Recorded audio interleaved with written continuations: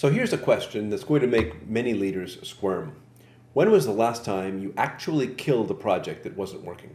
I don't mean paused it, not deprioritized it, actually killed it and freed up the resources, reallocated the people, and moved on to something better. If you can't remember, you're not alone. Most organizations treat their project portfolio like a museum exhibit. Once something gets approved and resources are allocated, it stays that way until completion or catastrophic failure. And that's, frankly, destroying your execution capacity. So let me tell you about what I call zombie projects. These are initiatives that should have died months ago, maybe even years ago, but keep shambling forward, consuming resources and attention without delivering any meaningful value. Every organization has them, like that integration project that's been 90% complete for 6 months, or that experimental feature that showed lukewarm user response but somehow keeps getting development time, or that process improvement initiative that was super important last quarter but feels completely irrelevant now. These zombie projects don't just waste resources directly, they create a more insidious problem. They steal focus and energy from the work that actually matters. Your best people are context switching between the project that could transform your business and the project that should have been canceled 3 months ago. That's not strategic execution. That's organizational masochism. Now here's why leaders don't kill these projects. It feels like admitting failure. It feels like admitting that something isn't working and it's you that made a bad decision in the first place. That's what it feels like. So instead, teams double down, hoping things will magically turn around. But meanwhile, opportunity costs compound. Every week spent on a zombie project is a week not spent on the initiative that could actually move the needle.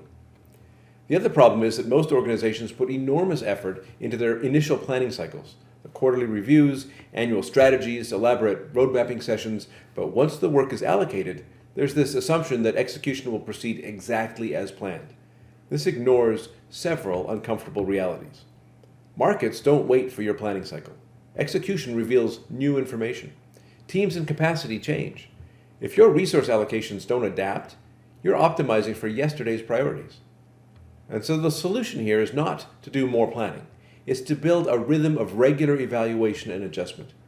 And this is exactly how to do it.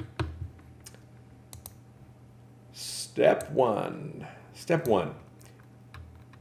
Establish a monthly or quarterly portfolio review. Create a recurring ritual, specifically focused on portfolio health, not status updates.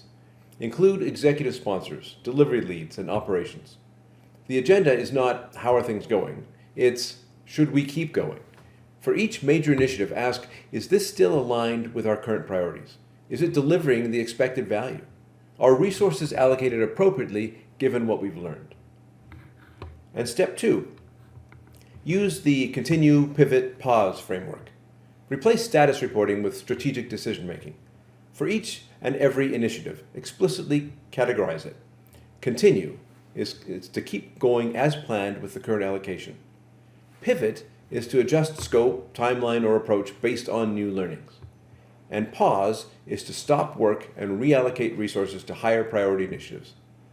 This framework forces active choice instead of passive drift.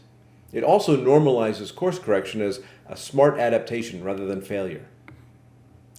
Step 3, monitor delivery progress and resource use. Build lightweight dashboards that track initiative status and team utilization. Flag projects that are consuming resources without clear return on investment. And this is not about punishing slow progress, but it is about surfacing information that enables better decisions. Sometimes the right choice is to accelerate investment, but sometimes it's to cut losses and move on. Step 4, reallocate based on strategic shifts. When business goals evolve, and they always do, adjust resource assignments accordingly. Don't let organizational inertia keep people working on last quarter's priorities. And this requires courage. It means disappointing teams who've invested effort in work that's no longer strategic. But it also means protecting your ability to win in areas that matter most right now. And in step 5, make adjustments part of the culture. This might be the most important thing. Normalize trade-offs and course corrections as signs of strategic discipline, not signs of planning failure. Celebrate teams that surface concerns early. Reward leaders who kill projects that aren't working. and make it safe to say this isn't delivering what we expected, without fear of being blamed for poor judgment. The real breakthrough happens when you stop treating your project portfolio like a contract and start treating it like an investment portfolio. Investors don't buy stocks and hold them forever regardless of performance. They monitor, evaluate, and rebalance based on changing conditions. The same logic applies here. Resources should flow toward work delivering the highest strategic value, not to work that just happened to get approved 6 months ago. So start with step 1. Schedule your first portfolio review and work through each initiative using the continue, pivot, pause framework. You'll be amazed at the clarity that emerges when you actively evaluate instead of passively execute.